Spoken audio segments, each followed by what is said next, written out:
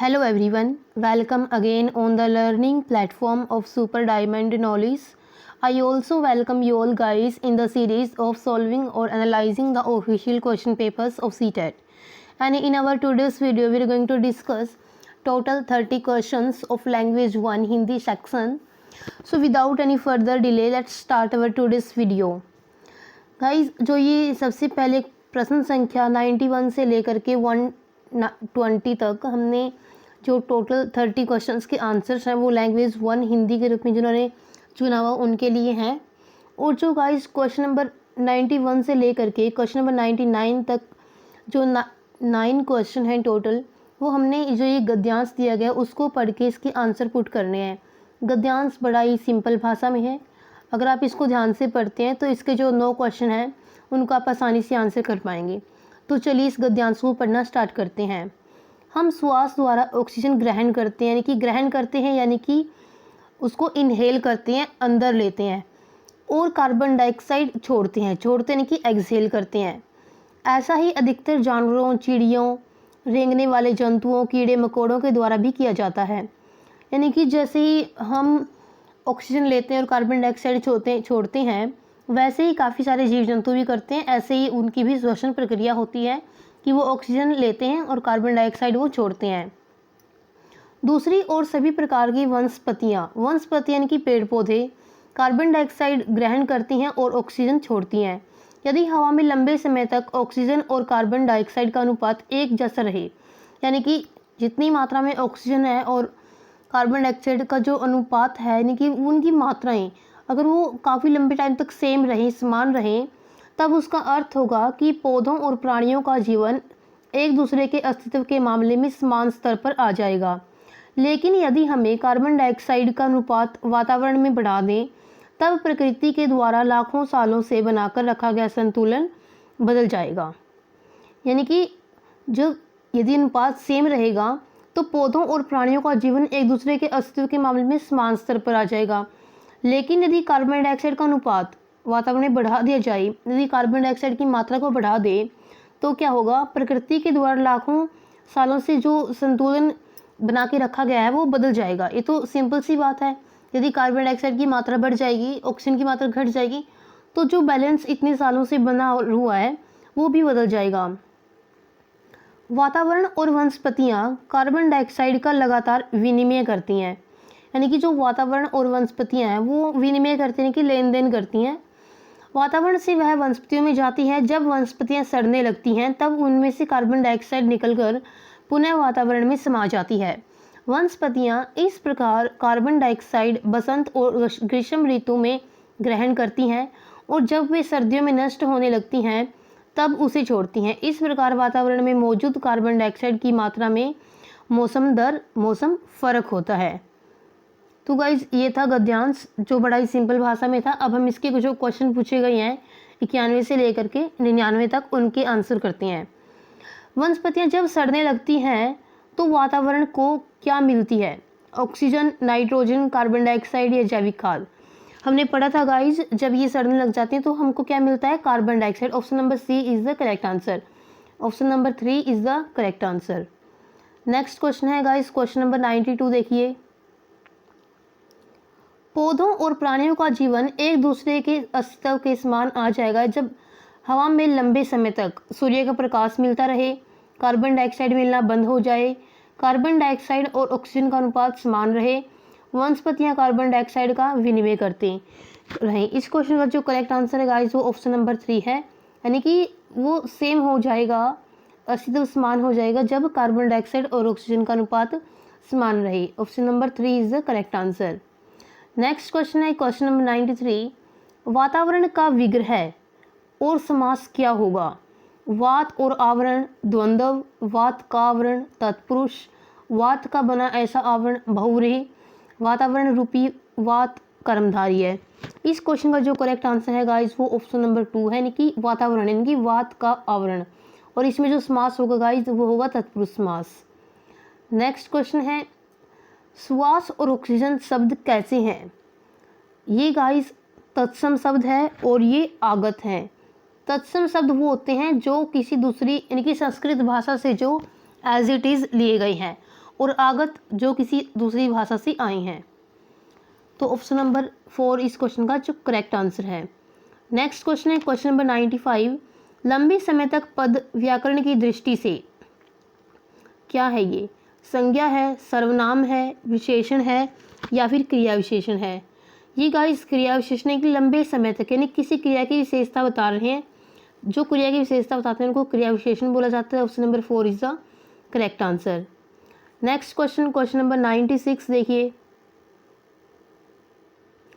गद्यांश का मुख्य विषय ऑक्सीजन और कार्बन डाइऑक्साइड का संतुलन, श्वास द्वारा ऑक्सीजन ग्रहण करना, पौधों और प्राणियों का जीवन, वसंत और ग्रीष्म ऋतु में वनस्पतियाँ। इस क्वेश्चन का जो करेक्ट आंसर है गाइस वो ऑप्शन नंबर 1 यानी कि ऑक्सीजन और कार्बन डाइऑक्साइड का संतुलन। विनिमय का अर्थ क्या होता है? ये तो सिंपल सी बात है, लेना और देना। इसका जो करेक्ट आंसर है गाइस ऑप्शन नंबर 3 यानी कि लेना देना। नेक्स्ट क्वेश्चन है क्वेश्चन नंबर 98। हम सांस के साथ ऑक्सीजन छोड़ते और ग्रहण करते हैं। गाइस हम ऑक्सीजन लेते हैं और छोड़ते क्या है? Carbon dioxide. तो ऑप्शन नंबर 1 तो है नहीं। ऑक्सीजन लेते और कार्बन डाइऑक्साइड छोड़ते हैं, तो option number 2 is the correct answer. Next question है ऑक्सीजन ग्रहण करने में अधिकांश जीवधारियों का स्वभाव मानव से भिन्न है, मानव के विपरीत है, मानव की तरह है? बिल्कुल सही, ऑप्शन नंबर 3 इसका करेक्ट आंसर, क्योंकि जैसे हम सांस लेते और छोड़ते हैं वैसे ही बाकी के जीव भी करते हैं।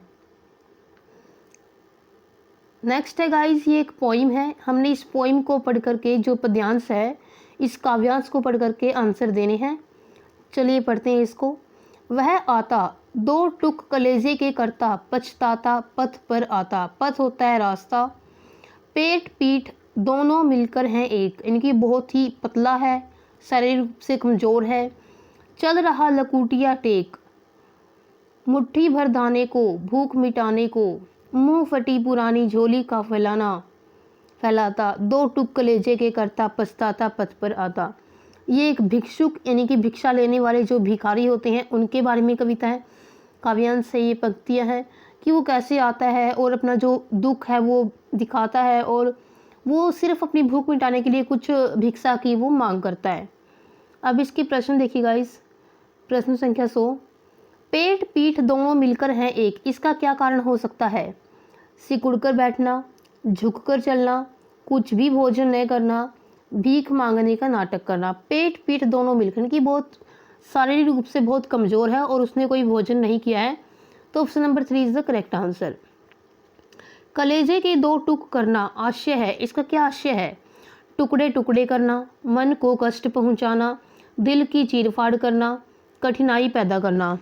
इस क्वेश्चन का जो करेक्ट आंसर है गाइस ऑप्शन नंबर 2 है, कलेजे के दो टुक करना यानी कि मन को कष्ट पहुंचाना। नेक्स्ट क्वेश्चन है क्वेश्चन नंबर 102 है ये।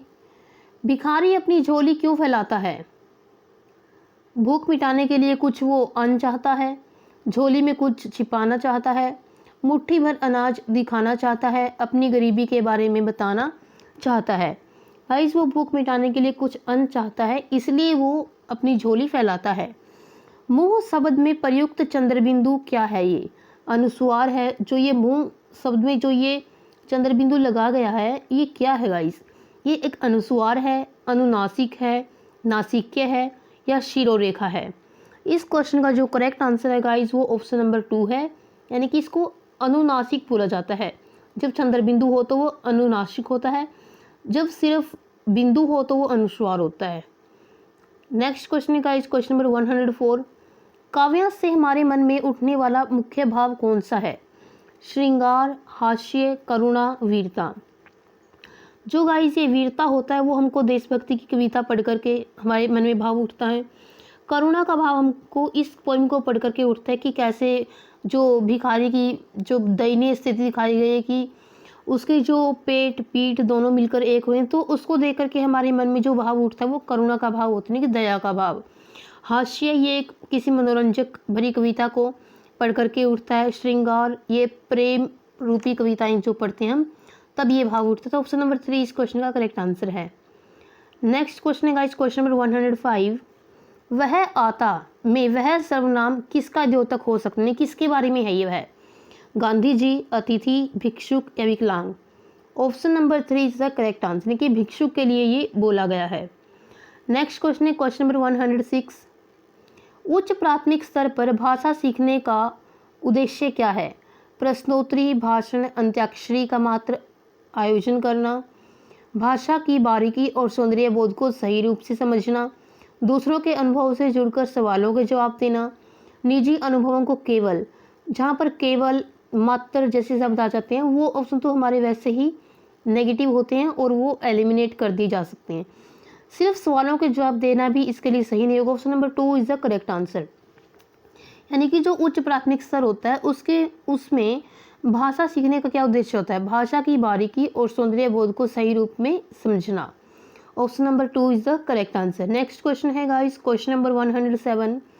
ज्ञान से संबंधित अन्य विषयों की समझ का विकास तथा उससे आनंद उठाने की क्षमता का विकास उच्च प्राथमिक स्तर पर भाषा सीखने का एकमात्र उद्देश्य है, यानी कि सिर्फ एक उद्देश्य है, यही उद्देश्य है, एक महत्वपूर्ण उद्देश्य है, सर्वाधिक महत्वपूर्ण उद्देश्य, यानी कि सबसे महत्वपूर्ण या फिर सबसे कम महत्वपूर्ण। इस क्वेश्चन का जो करेक्ट आंसर है गाइस वो ऑप्शन नंबर 2 है, यानी कि एक महत्वपूर्ण उद्देश्य है। एकमात्र सिर्फ एक ये नहीं बोल सकते, सर्वाधिक सबसे महत्वपूर्ण यही है ये भी नहीं बोल सकते, सबसे कम भी नहीं है, ये एक महत्वपूर्ण उद्देश्य है। Option number 2 is the correct answer. Next question है क्वेश्चन नंबर 108। पढ़ने का अर्थ पढ़कर समझना, वर्णमाला का ज्ञान, वाक्यों को पढ़ना है फिर शब्दों को पढ़ना। Option number 1 is the correct answer, यानी कि पढ़ने का अर्थ क्या होता है? पढ़ के समझना। क्वेश्चन नंबर 109 देखिए। कविता में कई बार अभिव्यक्ति का प्रयोग करके बातें रची गई हैं। बिना रुके चलने वाले किसी कार्य का भाव निकल रहा है या नहीं? प्रश्न की ओर संकेत करते, किसकी ओर संकेत करता है? व्याकरणिक ज्ञान की ओर, भाषा की बारीकी की ओर, व्याकरण की परिभाषा की ओर या फिर भाषा की संरचना की ओर? ये गाइस भाषा की बारीकी की ओर संकेत करता है। Option number 2 is the correct answer. Question number 110। उच्च प्राथमिक स्तर पर भाषा सीखने में पाठ्य पुस्तक के अतिरिक्त कौन सी संसाधन सामग्री सर्वाधिक महत्वपूर्ण है? रेडियो नाटक, कविता पाठ, आयु अनुरूप साहित्य या फिर समाचार पत्र? इस क्वेश्चन का जो करेक्ट आंसर है गाइस ऑप्शन नंबर 3 है, यानी कि आयु अनुरूप, यानी कि आयु के अनुसार एज ग्रुप के अकॉर्डिंग साहित्य बच्चों को प्रोवाइड करना, तभी बच्चों की जो सबसे अच्छी तरीके से वो भाषा को सीख पाएंगे। Option number 3 is the correct answer. Question number 111। गणित, विज्ञान आदि विषयों की कक्षाओं में भी बच्चे भाषा सीखते हैं, यह विचार पूर्णतः सत्य है? बिल्कुल सही है। जब हम किसी दूसरे सब्जेक्ट को पढ़ रहे हैं तो हम उसकी भाषा को भी सीख रहे हैं, तो ऑप्शन नंबर 1 इस क्वेश्चन का करेक्ट आंसर है। नेक्स्ट क्वेश्चन है क्वेश्चन नंबर 112। उच्च प्राथमिक स्तर पर पाठ्य पुस्तकों में हिंदीतर भाषा को ही जगह मिलनी चाहिए ताकि बच्चे भाषा के विभिन्न रंगतों से परिचित हो सकें, हिंदीतर भाषी साहित्यकारों से परिचित हो सकें, सामाजिक संस्कृति से परिचित हो सकें या फिर ये सभी?